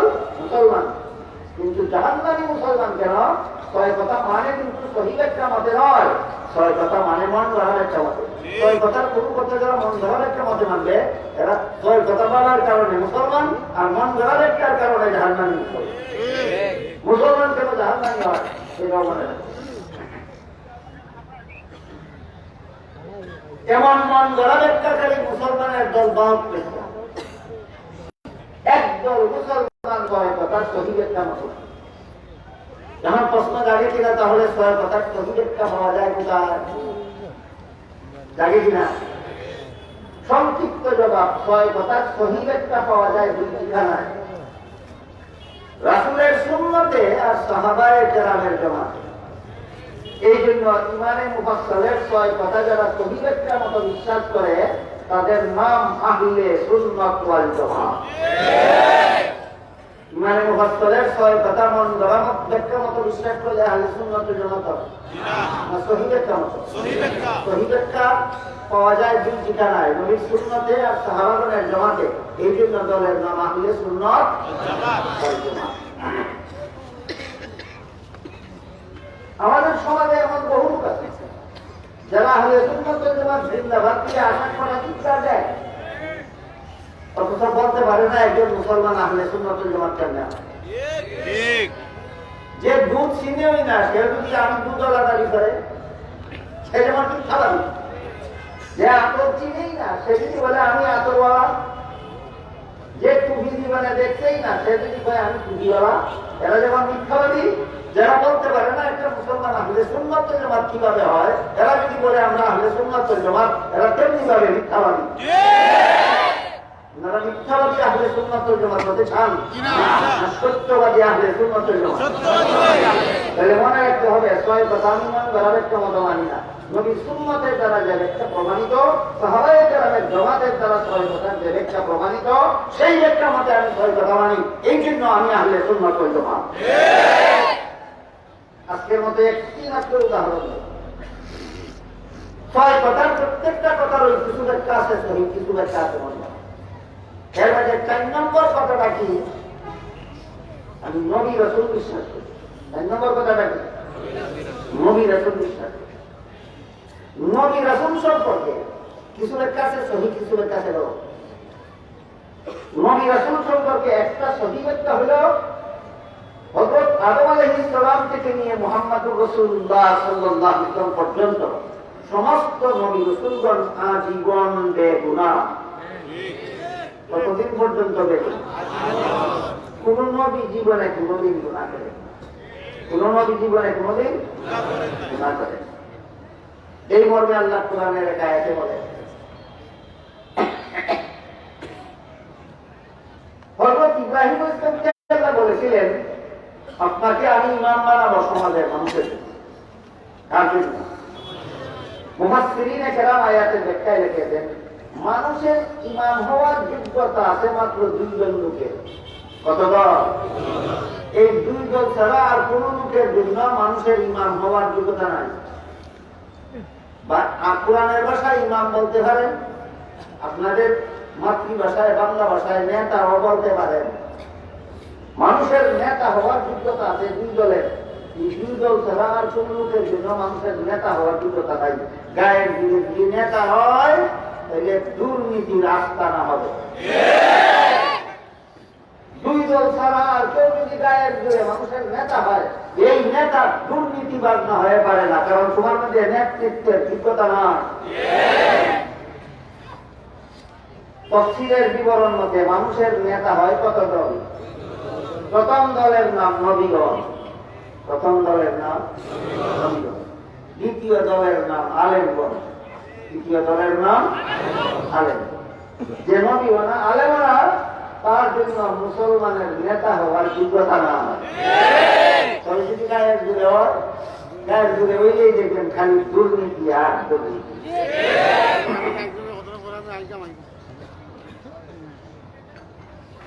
আল্লাহ ইব্রাহিম ইসলামকে বললেন আমি আপনাকে মানুষের নেতা বানাবো, ইমাম বানাবো। দ্বিতীয় প্রকারের নেতা ইব্রাহিমকে বলেন না, প্রথম প্রকার। প্রথম প্রকারের ইমাম হইলেন নবীগণ, আর দ্বিতীয় প্রকার ইমাম হইলেন আলেমগণ। আল্লাহ ইব্রাহিমকে বললেন আপনাকে আমি ইমাম বানাবো, দ্বিতীয় প্রকারে না প্রথম প্রকারে? তাহলে আয়াতের মর্ম দাঁড়াইল ইন্নী জাইলুকা লিন-নাসি ইমাম, আর মর্ম দাঁড়াইল আপনাকে আমি নবী বানাবো। আল্লাহ ইব্রাহিমকে কি বললেন? নবী বানাবো। ইব্রাহিম যখন সুযোগে বলে ফেললেন ওয়ামিন যুররিয়াতি, আমার নেক্সট জেনারেশনকেও নবী বানান, আমার পরবর্তী প্রজন্মকেও নবী বানান। আল্লাহ বললেন ঢালাও ভাবে নয়, আপনার পরবর্তী প্রজন্মকে আমি নবী বানাবো, সবাইকে নয়। কারণ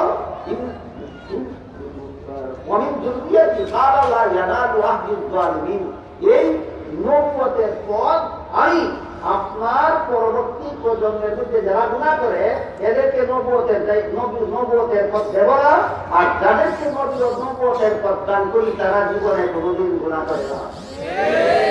এটা একটা মূলনীতি, আল্লাহর নির্ধারিত মূলনীতি, যে যারা গুনাহ করে এদেরকে আল্লাহ নবী বানান না, আর যাদেরকে আল্লাহ নবী বানান এরা কোনোদিন গুনাহ করে না। এই আয়াতের এই ব্যাখ্যাই নবীর সুন্নতের দ্বারা প্রমাণিত, এই আয়াতের এই ব্যাখ্যাই সাহাবায়ে কেরামের জমাতের দ্বারা প্রমাণিত। যারা গুনাহ করে এদেরকে আল্লাহ নবী বানান না, আর আল্লাহ যাদেরকে নবী বানান তারা কোনোদিন গুনাহ করে না।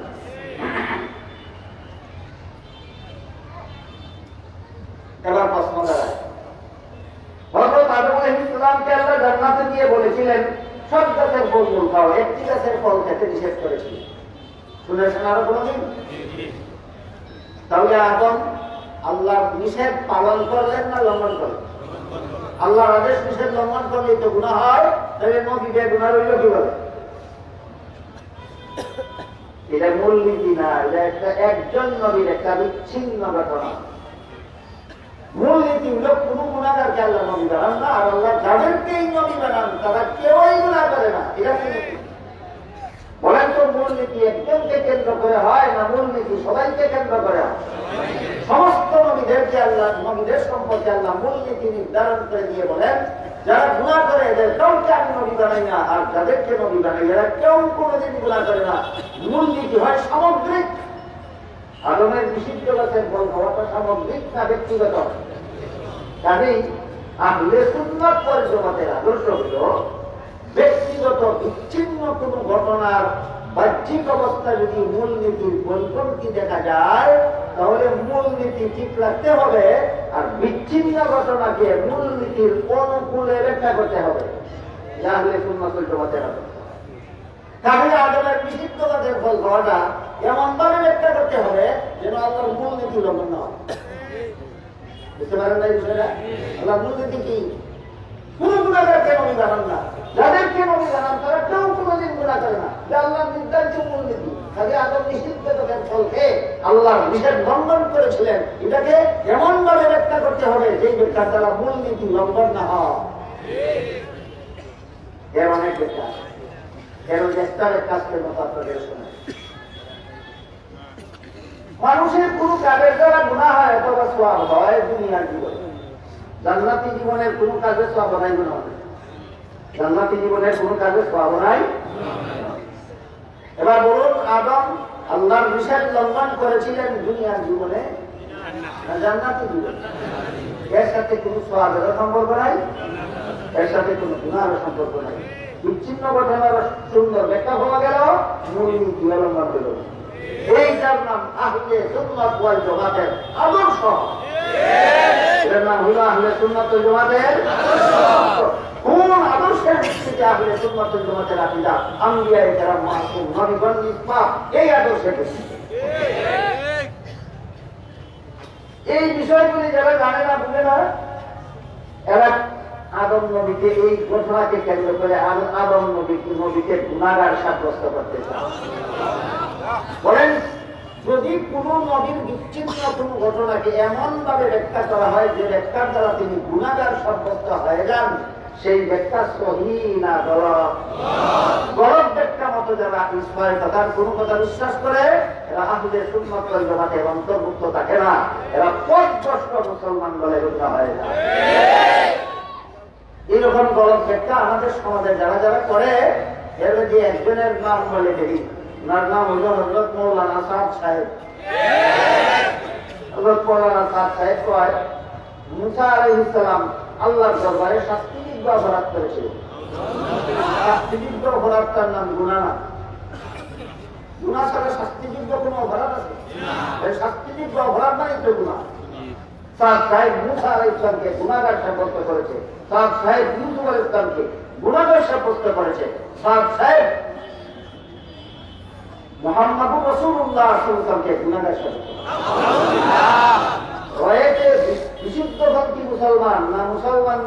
ভেজাল? মুসলমান নাই, ভেজাল। এই বিশুদ্ধ আর ভেজালের পার্থক্য বুঝাটাও ঈমান আকীদার ব্যাপার। আপনি নবীগণকে গুনাহগার বিশ্বাস করবেন না বেগুনাহ বিশ্বাস করবেন, এটা কি ইসলামের ওই 5 প্রকার বিধিবিধানের প্রথম প্রকারের অন্তর্ভুক্ত নয়?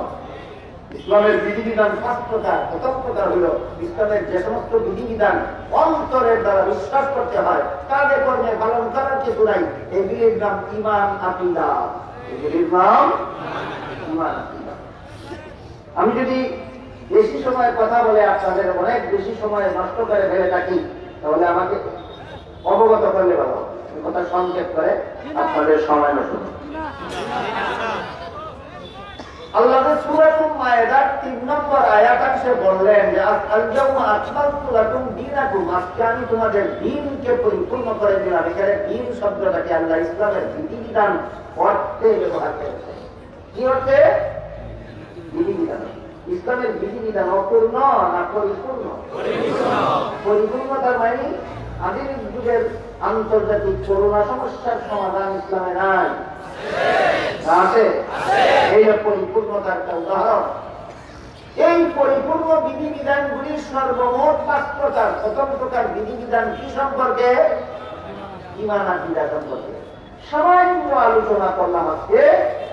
প্রথম প্রকারের ইসলামী বিধিবিধান ঈমান আকীদা সম্পর্কে আপনাদের মনে রাখার মতো যে কথাগুলি, এগুলো 6 কথা বিশ্বাস করলে মুমিন হয়, 6 কথার কোন কথা অবিশ্বাস করলে আর মুমিন তাকে না, কাফের হয়ে যায় না।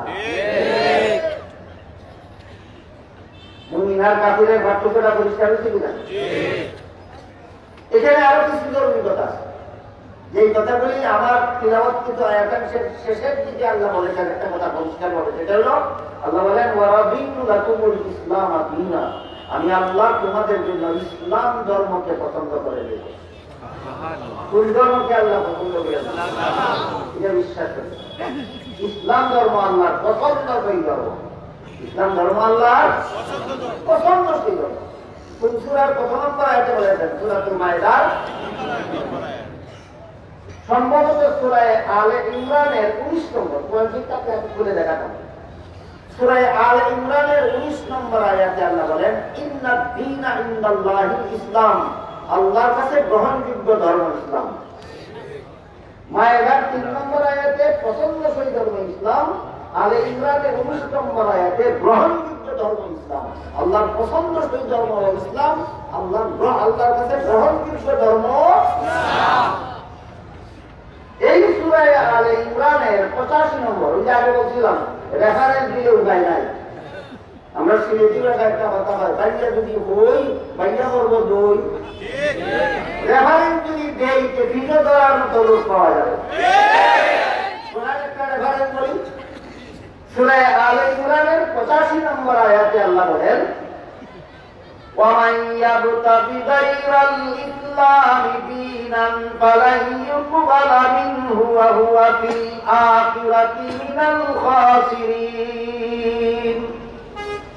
ইসলাম ছাড়া ভিন্ন কোন ধর্ম যদি কেউ পালন করে, আল্লাহ বলেন লান ইউকবালা মিনহু, কখনো আল্লাহর কাছে গ্রহণযোগ্য হবে না। কথা অস্পষ্ট। সূরা আলে ইমরানের 85 নম্বর আয়াতে আল্লাহ বলেন ইসলাম ছাড়া আর কোন ধর্ম আল্লাহর কাছে গ্রহণযোগ্য নয়।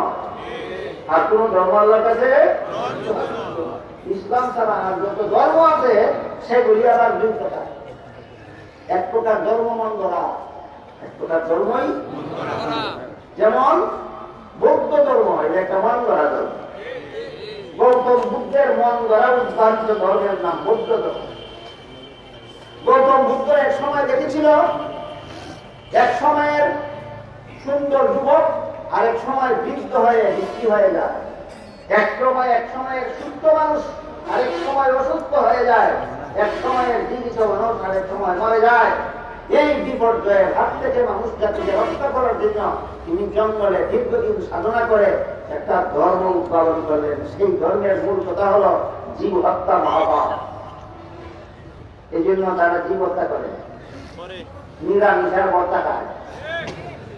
এই কারণে বৌদ্ধ ধর্মের কোন যুবক ঘোরাও না করবে, বৌদ্ধ ধর্মের কোন যুবক কোনদিন যুদ্ধ হয় না, বৌদ্ধ ধর্মের কোন জীবিত কোনদিন মরে না। তাহলে তো হাতে হাতে ধরা খাইল, এটা যেমন ধরা যাবে যেমন ইসলাম ছাড়া অন্যান্য ধর্ম এক প্রকার যেগুলি মন গড়া বানানো ধর্ম, এগুলি আল্লাহ প্রদত্ত ধর্ম নয়। আর এক প্রকার ধর্ম আল্লাহ প্রদত্ত ছিল। ধর্মের ধারক এবং বাহকেরা সেগুলিকে বিকৃত করে ফেলেছে, অথবা যে মেয়াদের জন্য আল্লাহ দিয়েছিলেন সেই মেয়াদ উত্তীর্ণ হয়ে গেছে। যেমন ইহুদিদের ধর্ম মুসা আলাইহিস সালামের মাধ্যমে আল্লাহ প্রদান করেছিলেন, খ্রিস্টানদের ধর্ম ঈসা আলাইহিস সালামের মাধ্যমে আল্লাহ প্রদান করেছিলেন। বুঝে থাকে বলুন, ইহুদি খ্রিস্টানদের ধর্ম মূলত মন গড়া ছিল না আল্লাহ প্রদত্ত ছিল? সেইগুলি গ্রহণযোগ্য হবে না যেন আল্লাহ প্রদত্ত ধর্ম। দুই কারণ। এক নম্বর কারণ মেয়াদ শেষ। এক নম্বর কারণ মেয়াদ শেষ। মুসা নবীর তাওরাত কিতাবে, ঈসা নবীর ইনজিল কিতাবে পরিষ্কারভাবে উল্লেখ ছিল মুহাম্মদ রাসূলুল্লাহর আবির্ভাবের পরে পূর্ববর্তী ধর্মগুলির মেয়াদ শেষ।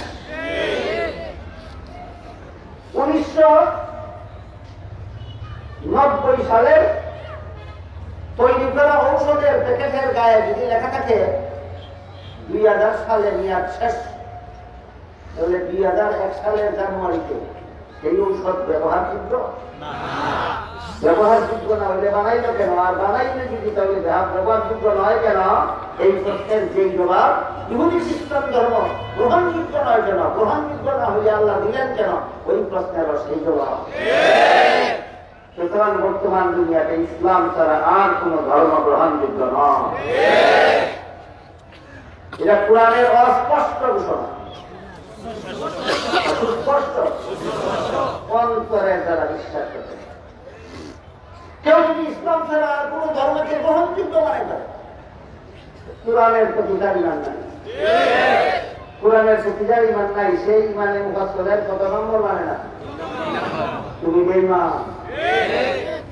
ইসলাম ছাড়া আর কোন ধর্ম গ্রহণযোগ্য নয় কথাটা যারা বিশ্বাস করে না তারা মুসলমান নয়, বেঈমান। ইসলামকে শুধু শ্রেষ্ঠ ধর্ম বললে হবে না, ইসলামকে একমাত্র গ্রহণযোগ্য ধর্ম বলতে হবে। ইসলামকে শ্রেষ্ঠ ধর্ম বললে বোঝা গেল অন্যগুলি অশ্রেষ্ঠ কিন্তু ধর্ম। কোরআন তা বলে না, কোরআন বলে অন্যগুলি ধর্মই নয়। তবে শ্রেষ্ঠ আর অশ্রেষ্ঠ তত্ত্ব নয়, গ্রহণযোগ্য আর অগ্রহণযোগ্যতার তত্ত্ব। কথা বুঝে থাকে বলুন, ইসলাম ধর্ম আর অন্য ধর্ম শ্রেষ্ঠ আর অশ্রেষ্ঠের ব্যাপার, গ্রহণযোগ্য আর অগ্রহণযোগ্যের ব্যাপার। কাজেই ঝগড়া কিছুই পাঠিয়ে লাভ নাই। মুমিনের ইমানকে ধ্বংস করার চক্রান্ত করা কিছু নয়।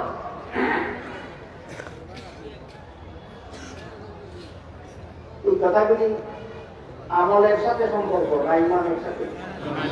হ্যাঁ, ইসলামের 5 প্রকার বিধিবিধানের প্রধানের সাথে বিশ্বাস করতে হবে। বর্তমান দুনিয়াতে একমাত্র ইসলাম ছাড়া আর কোন ধর্ম গ্রহণযোগ্য নয়। মুসা নবীর প্রচারিত ধর্ম গ্রহণযোগ্য নয়, মেয়াদ শেষ। ঈসা নবীর প্রচারিত ধর্ম গ্রহণযোগ্য নয়, মেয়াদ শেষ। মুহাম্মদ রাসূলুল্লাহ প্রচারিত ইসলাম ধর্ম একমাত্র কিয়ামত পর্যন্ত গ্রহণযোগ্য। আর একটা জটিল প্রশ্ন আছে, আমি অতীতে সম্ভবত জবাব দিয়েছি, আজকে আবারও দিচ্ছি, শুনুন। সূরাতুল বাকারার 256 নম্বর আয়াতে আল্লাহ লা ইকরাহা ফিদ্দীন, ধর্মের বেলায় বল প্রয়োগ চলবে না। সমস্ত ধর্মাবলম্বীকে যার যার ধর্ম পালনের স্বাধীনতা দিতে হবে। সূরাতুল বাকারার 256 নম্বর আয়াতে আল্লাহ কি বলেছেন? ইসলাম ছাড়া কোন ধর্ম পালন করা যাবে না। সকল ধর্মাবলম্বীরাই যার যার ধর্ম পালনে স্বাধীন, যার যার ধর্ম পালনে স্বাধীন। কোরআনের 2 সূরার 2 আয়াতে সাংঘর্ষিক হয়েছিল দেখুন তো। আর ইমরানের 85 নম্বর আয়াতে বলেন ইসলাম ছাড়া আর কোন ধর্ম গ্রহণযোগ্য নয়। বাকারার 256 নম্বর আয়াতে বলেন সমস্ত ধর্মাবলম্বীরাই যার যার ধর্ম পালনে স্বাধীন। প্রশ্ন হইলে পালন করার স্বাধীনতা দিলেন কেন? আর পালন করার স্বাধীনতাই যদি দিলেন তাহলে গ্রহণযোগ্য হবে না কেন? প্রশ্ন বুঝে এসেছে? এই প্রশ্নের জবাবও অতীতে আমি দিয়েছি আপনাদেরকে, আবারও দিচ্ছি শুনুন। এই প্রশ্নের জবাব না জানার কারণে বর্তমান সমাজের অনেক হত্যাকর্তা, অনেক শিক্ষিত পণ্ডিতেরা পর্যন্ত বলে যে আমাদের জন্য আমাদের ধর্ম যেমন গ্রহণযোগ্য, তাদের জন্য তেমনি তাদের ধর্ম গ্রহণযোগ্য। ভ্রান্ত মতবাদ। আল্লাহ বলেন অন্য ধর্ম গ্রহণযোগ্য নয়, একমাত্র ইসলাম ধর্ম গ্রহণযোগ্য।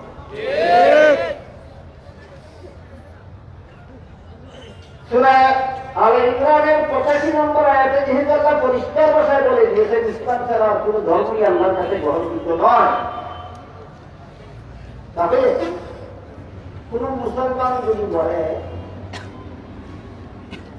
দুর্গা পূজা ও ঈদুল আজহার শুভেচ্ছা, আমি বহু নেতাকে বাংলাদেশের জেনারেল একটা দেখেছি দুর্গা পূজা ও ঈদুল আজহার শুভেচ্ছা, বরং ঈদুল আজহা কোন ধর্মের অনুষ্ঠান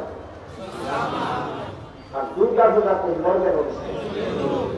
হিন্দু ধর্মের দুর্গা পূজায় যে তোমার শুভেচ্ছা, আল্লাহরও শুভেচ্ছা না অনাস্থা? আল্লাহর যেখানে অনাস্থা সেখানে তার শুভেচ্ছা থাকে। ইমানের নামে আর কি পুরার দিন তার বাকি থাকে?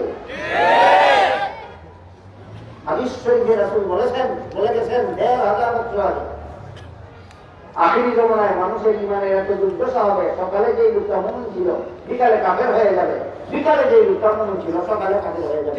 আপনি স্লোগানের দ্বারা কাফের হয়ে যাবে।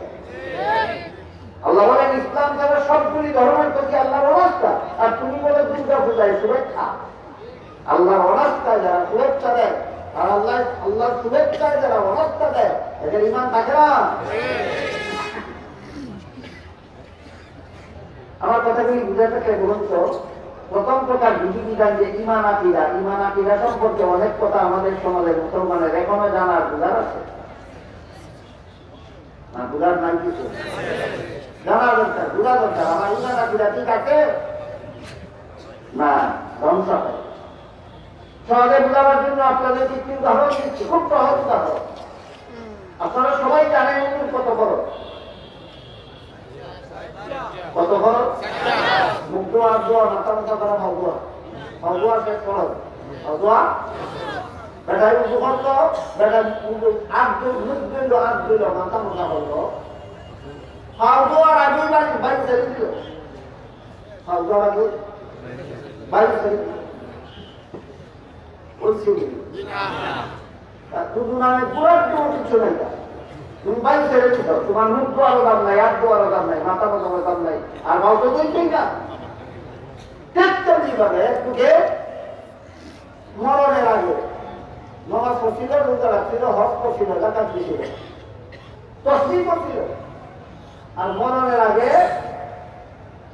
দুর্গা পূজায় শুভেচ্ছা দিয়ে দিল। নামাজের দাম কত হইল? পূজার দাম কত? ওই লোকে ফাউদিবার আগে ছেড়ে দিল, তার পুতুলের দাম। তুমি মরবার আগে দুর্গা পূজার শুভেচ্ছা দিচ্ছ, তোমার নামাজ পূজার সেই দাম। ওই লোকের মুজু নামে যেমন কোনো গুরাটি বলছি নাই, তোমার ইমান নামে কোনো গুরাটি বলছি না। কে বুঝবে? কাকে বুঝাবে? কে বুঝাবে? কাকে বুঝাবে? বিষয় আমি মনে করেছিলাম 5 প্রকারের প্রত্যেক প্রকার থেকে কিছু আলোচনা আজকে করবো। আমি তো প্রথম প্রকারের আলোচনাটাই শেষ করতে পারতেছি। আমাদের ইমান আকিদার কি অবস্থা, ইসলামের বিধিবিধানের প্রতি আমাদের কেমন বিশ্বাস।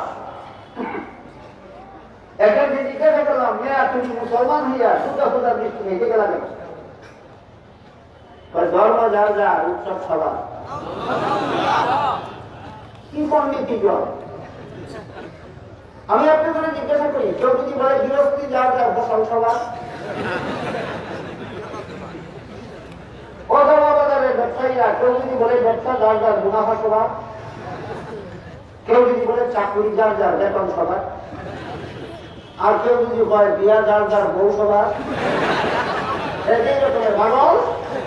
তেমনি ভাবে যে হয় ধর্ম যার যার উত্তর সভা, এই রকমের পাগল।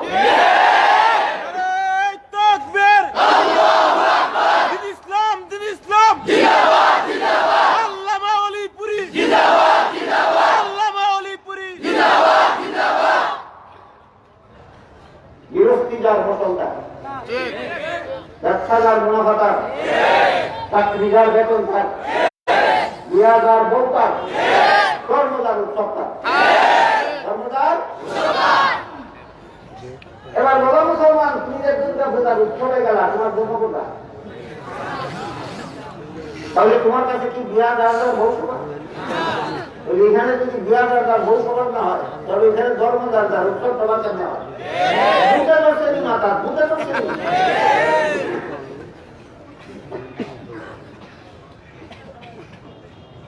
খুব পরিষ্কার ভাবে বুঝতে পারবো আল্লাহ রব্বুল আলামিনের শুভেচ্ছা শুধু ইসলাম ধর্ম। ইসলাম তারা সমস্ত ধর্মে আল্লাহর অনাস্থা, সমস্ত ধর্মে আল্লাহর। কোন সূরার কত নম্বর আয়াতের ঘোষণা? সূরা আলে ইমরানের 85 নম্বর আয়াতের ঘোষণা, ইসলাম তারা সবগুলি ধর্মে আল্লাহর অনাস্থা। তবে কেন সূরাতুল বাকারার 256 নম্বর আয়াতে বলেন লা ইকরাহা ফিদ্দীন, ধর্মের বেলায় বলছই চলবে না। যারা মুক্তি পূজার ধর্ম পালন করে তাদের ধর্ম পালনে তোমরা বাধা দিতে পারবে না। যারা বৌদ্ধ ধর্ম পালন করে তোমরা বাধা দিতে পারবে না। যারা ইহুদি ধর্ম পালন করে তোমরা বাধা দিতে পারবে না। যারা খ্রিস্ট ধর্ম পালন করে তোমরা বাধা দিতে পারবে না। যদি গ্রহণযোগ্যই না হয়ে থাকে, পালন করতে বাধা দিতে পারবো না কেন? আর পালন করতে যদি বাধাই দিতে পারবো না, তাহলে গ্রহণযোগ্য হবে কেন? প্রত্যেক জব সহজে বোঝার জন্য আমি একটি উদাহরণ দিচ্ছি, শুনুন।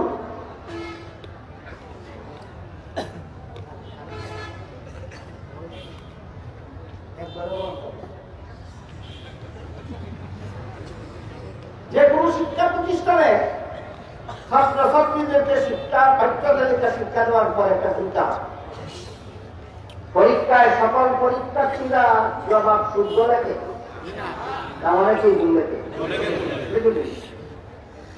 যারা ভুল লেখে এদেরকে বাধা দেওয়া হয়। কেন বাধা দেওয়া হয় না? ভুল লেখতে ফাঁস করবে, জানা শোনা কথা, ভুল লেখতে ফাঁস করবে না, বাধা দাও না কেন? আর বাধাই যদি যাও না তাহলে ফাঁস করবে না কেন?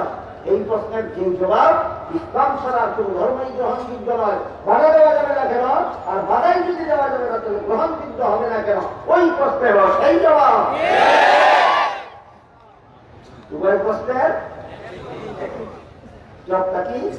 স্মরণ রাখুন, জবটা হল নিয়ম রক্ষার জন্য, গ্রহণযোগ্যতার কারণে নয়, নিয়ম রক্ষার জন্য।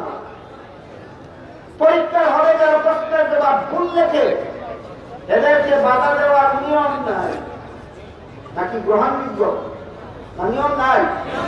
তেমনি করে দুনিয়াতে যারা ইসলাম ধর্ম ছাড়া ভিন্ন কোন ধর্ম পালন করে এটা গ্রহণযোগ্য নয়, কিন্তু বাধা দেওয়ার নিয়ম নাই, বাধা দেওয়ার নিয়ম নাই। এই সুযোগে যদি কোন পরীক্ষার্থী ইচ্ছা মতো ভুল লেখে, তাহলে যেভাবে তার কপালে ঘোরার দিন ছাড়া আর কিছু নাই। কোন পরীক্ষার্থী যদি বাধা দেওয়ার নিয়ম নাই, এই জন্য যদি ইচ্ছা মতো ভুল লেখে, তাহলে তার কপালে ঘোরার দিন ছাড়া আর কিছু নাই। তেমনি ভাবে বাধা দেওয়ার নিয়ম নাই। এই সুযোগে যদি কেউ ইচ্ছা মতো ইসলাম ছাড়া ভিন্ন কোন ধর্ম পালন করে, আল্লাহ বলেন পরকালে তার কপালে জাহান্নাম ছাড়া আর কিছু নাই। গ্রহণযোগ্যতার কারণে বাধা দেওয়া যায় না, নিয়ম রক্ষার জন্য। হ্যাঁ, নিয়ম রক্ষার জন্য। এই বাধা না দেওয়াটা সাম্প্রদায়িক সম্প্রীতি, বাধা না দেওয়াটা সাম্প্রদায়িক সম্প্রীতি। মুসলমান হইয়া দুর্গা পূজার মিষ্টি খাওয়া সাম্প্রদায়িক সম্প্রীতি নয়। মুসলমান হইয়া দুর্গা পূজার মিষ্টি খাওয়া যদি সাম্প্রদায়িক সম্প্রীতি হয়, তাহলে আমি বলবো হিন্দু হইয়া মুসলমানের কুরবানি গরুর গোশত খাওয়াও সাম্প্রদায়িক সম্প্রীতি।